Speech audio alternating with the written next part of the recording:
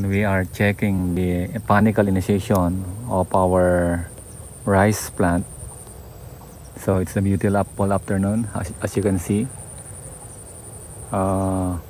Before the panicle initiation, we have applied the last spray here. So I'm checking now if that application is relevant to this kind of rice plant. Don't go away, because we are going to tell you what we did on this plant before panicle initiation. Hello, welcome to TechPopop, the smart learner channel. We educate intelligent farmers and provide effective solutions to your problems. Gumagamit po ba kayo ng maraming inorganic fertilizer? Acidic din po ba ang inyong lupain? Mabagal bang lumaki ang inyong mga halaman? Panahon na po para pagandahin at pababain yung paggamit ng inorganic fertilizer. Kayo po na nag-organic, pwede po ninyong gamitin ito. Kayo po na natatakot sa mga insecticide, natatakot sa mga iba't iba pang mga chemical na inilalagay sa halaman, pwede po sa inyo ito. Tayo po ay gumagamit ng probiotics o itong lactobacillus lactic acid. Ito po ay nagpapaganda o binabalik niya yung ganda ng lupa. Binubulok po niya ng madalas o mabilis yung mga pwedeng bulukin sa lupa, kagaya ng mga dahon, yung mga rice straw. Pinapabilis po nito ang pagbubulok, at ang ginagawa po niya ay yung mga binubulok po ay ginagawa po niyang amino acid, na yung amino acid ay nagtataglay ng nitrogen, at ang nitrogen ay nagpapaganda sa ating halaman para ito'y mabilis lumaki at magaganda, malalaki po ang bunga.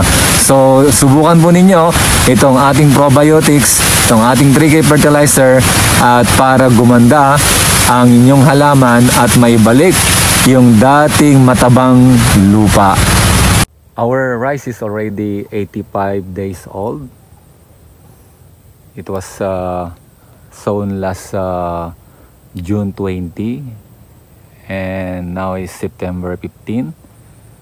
So last week, before the panicle initiation, we have sprayed this with the 3K organic pest control, together with the chelated calcium, the heavyweight tandem in silhouette as sticker. I'm just checking if there are indications that this rice plant was infected with stem borer, and I cannot see white funicle coming out, or all are healthy and good. So I can conclude that applying 3K organic pest control is better than applying insecticide as last spray for this rice plant. And still checking, I need to have 2 weeks more to find out and to conclude whether this rice plant that had not been sprayed with insecticide, because the insecticide, I replaced it with the 3K organic pest control, because the 3K organic pest control has the capability to control not only fungus, it has also the capability to control insects. And as the organic 3K organic pest control is also a foliar fertilizer, because it has some micronutrients that are needed by the rice plant. So here, as you can see, that our rice plant is a little bit high. No? I know that the rice plant of our neighbor had been sown earlier. Maybe it was been sown 5 days earlier compared to our rice plant.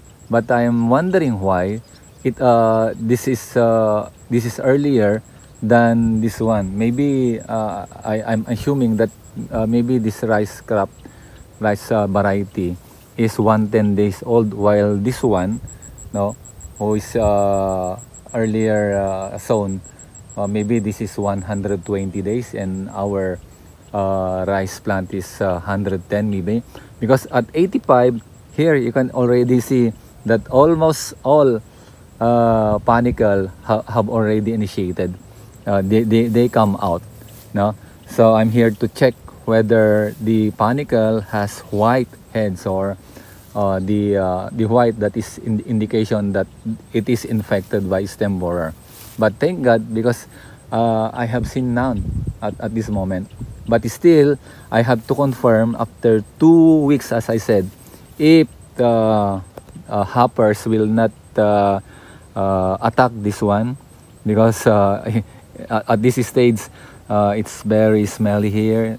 I can smell the nice aroma, or the smell of that panicle coming out, because it opens, and at this moment, as the sun set, no, it closes, because do you know that the panicle, when it is when it comes out, it also open.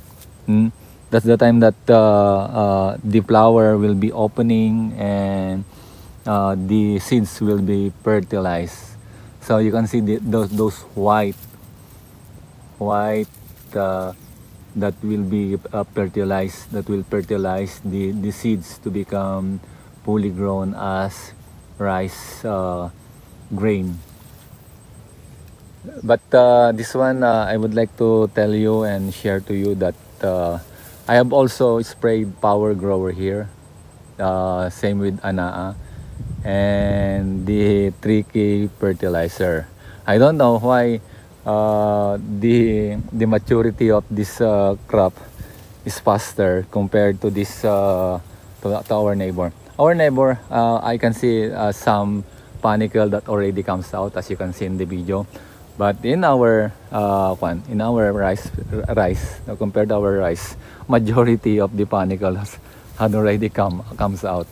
So thank God for this blessing. Thank God for the rain.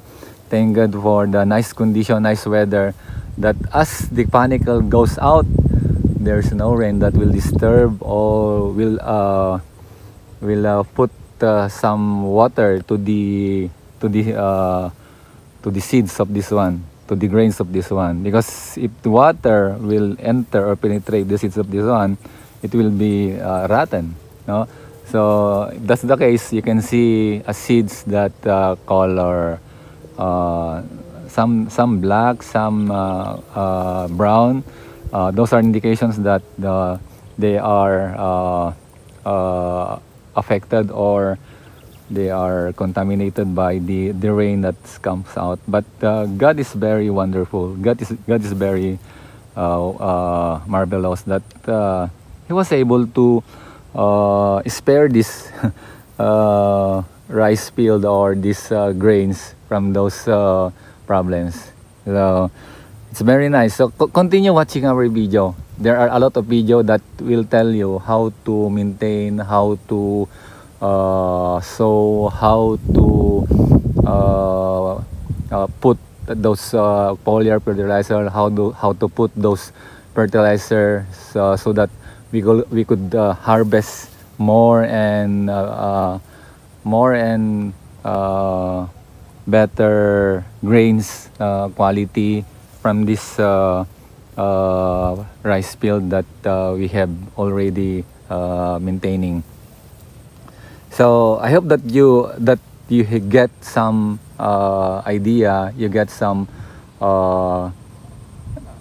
knowledge from this topic that we have already shared to you. So as I said, no, I have not applied any insecticide here, any fungicide, except the 3K organic pest control and the chelated calcium. That chelated calcium has boron that has capability or that has that effect to repel insects, so that it will not attract insects if you will going to apply it to the rice field. As I have already shared to you in our previous video, that in our